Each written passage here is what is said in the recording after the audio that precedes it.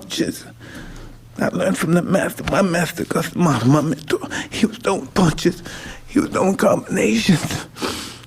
And the art of punching is when you could throw two punches that sound like one. He was throwing punches. You can hear them. They were two, but they sound like fucking one punch. They don't understand. Anybody that hears this understand the art of fighting. They know what I'm saying. He threw two punches that sound like one. You know how magnificent your speed have to be for that? That you don't even know that about fighting, do you? That didn't even come to your mind to make two punches sound like one. The ultimate knockout puncher. The ultimate knockout punch. Don't get hit by that. Don't get hit by that. Listen, I'm a fucking student of war. I know all the warriors from Charlemagne, Achilles, the #1 warrior of all warriors. From then, Alexander, Napoleon, I know them all. I read them all, I studied them all. I know the art of fight, I know the art of war. That's all I ever studied. That's why I'm so feared. That's why they feared me when I was in the ring, because I was an annihilator. That's all I was born for. And now those days are gone. It's empty. I'm nothing. All right, Shalom Akim. First and foremost, as always, I want to start off by giving all the praises, the honor, and the glory unto the Most High, Yahawah, Ba'ashem YAHAWASHI, Ba'ashem, Rakakwadash. Double honors to the apostles and to the elders of Great Millstone. GMS with me this truth. And honors to all the Akim out there that's pushing out this truth with all sincerity and faith.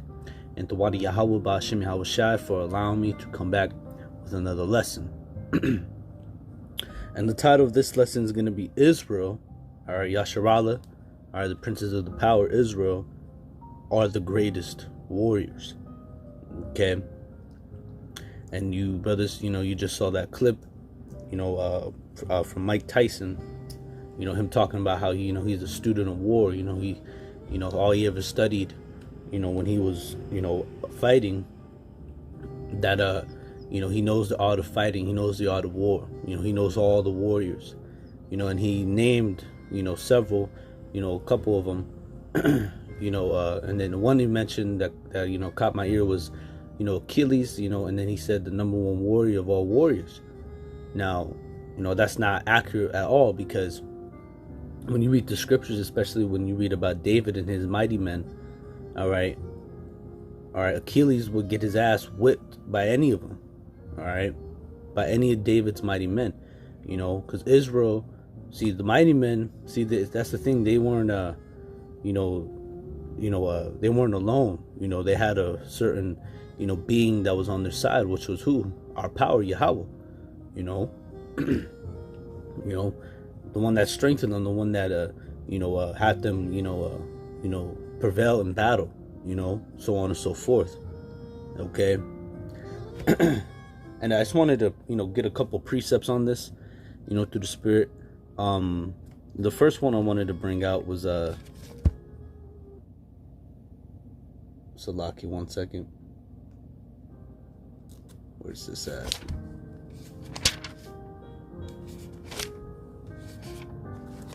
All right, let's go to the book of Judges, the 15th chapter.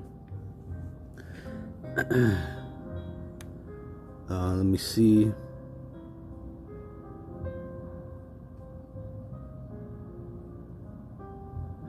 Let me see where I want to start. Forgive me.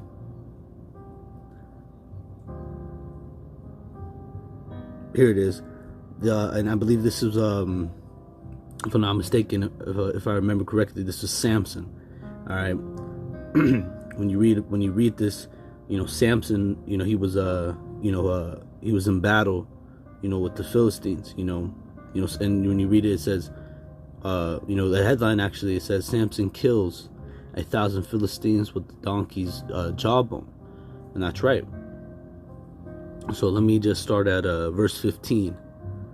Yep, this is the book of Judges 15, verse 15.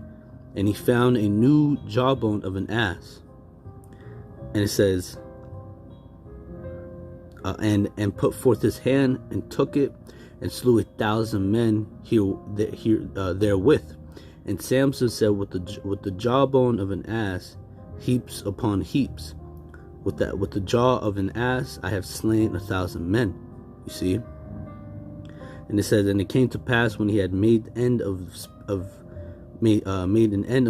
speaking, that he cast away the jawbone out of his hand, and called that place Ramoth Elah. And that's right. And that just represents, when you read that, when you hear about Samson saying, or by the jawbone of an ass, of a donkey, he slew 1,000 men. All right, and you read that, and you're like, whoa, that guy was, for the most part in battle was untouchable. Just with the jawbone of an ass, he was able to kill 1,000 men. Okay, all right, and that just shows, the power, in which Israel, had, and it shows, how Israel are, from all the tribes, from Judah all the way down to Issachar, that we're all warriors. Okay. All right. and Israel, okay, when you go into history and you read, when you read accounts like this, when you read, when you go to the book of Samuel, it talks about David slew his thousands, or Saul slew his thousands, and David his tens of thousands. Just showing that Israel, we're the greatest at everything.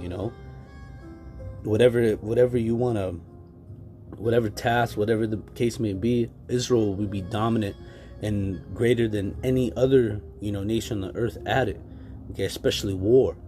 Okay. Just as the Lord, he's a man of war, his people are also have that same thing in them. And you read that, like just as I read in Judges. Matter of fact, let me go to what's that, 2 Samuel, because we're gonna read. I'm going to read the mighty men. Okay, the David's mighty men. Okay, and it says here, let me see where I want to start. This is 2 Samuel 23, and I'll start at, let me see, 2 Samuel.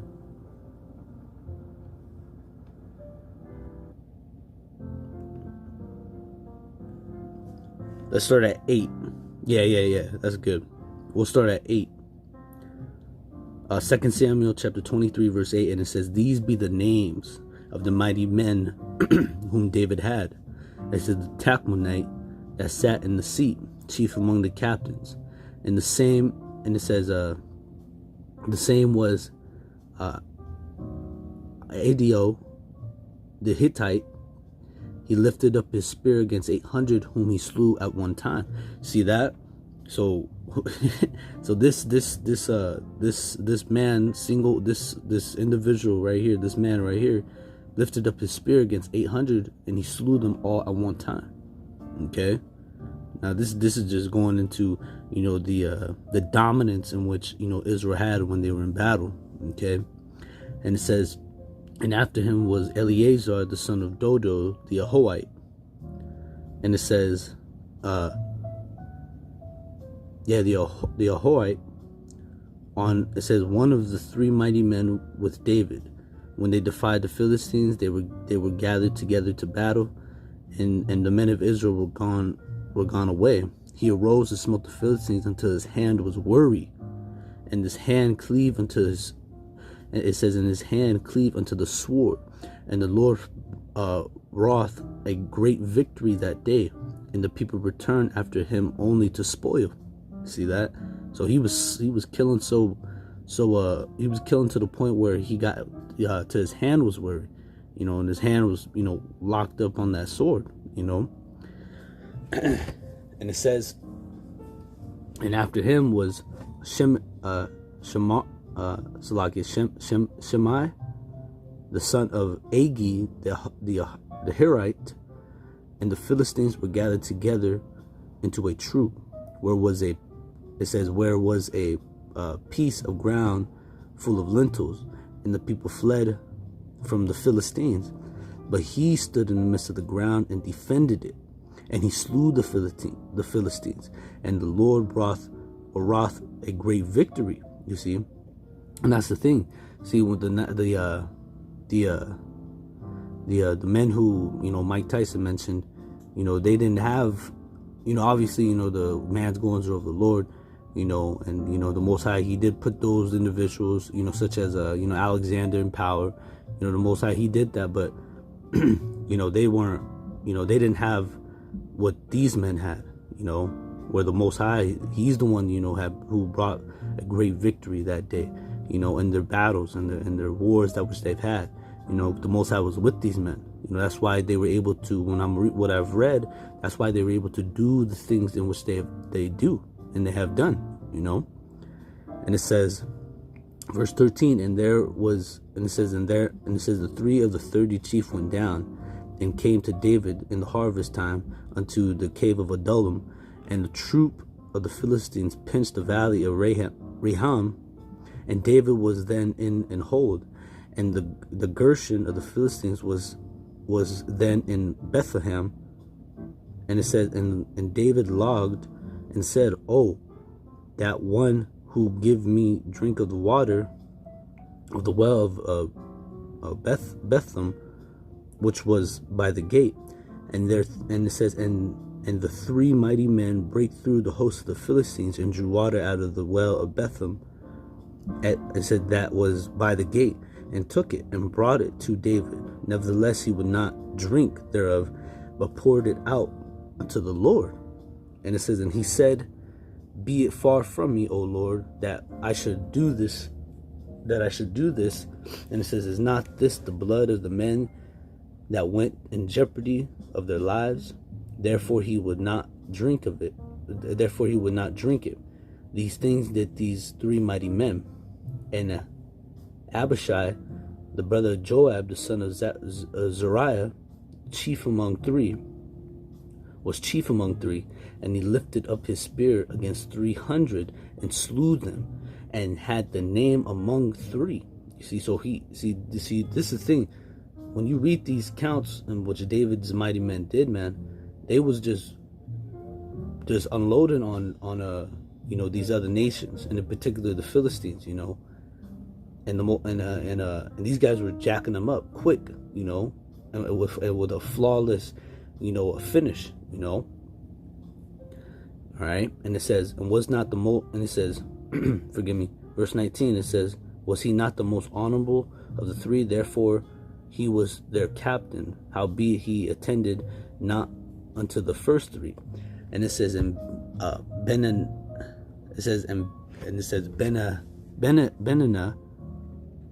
the son of Jedaiah,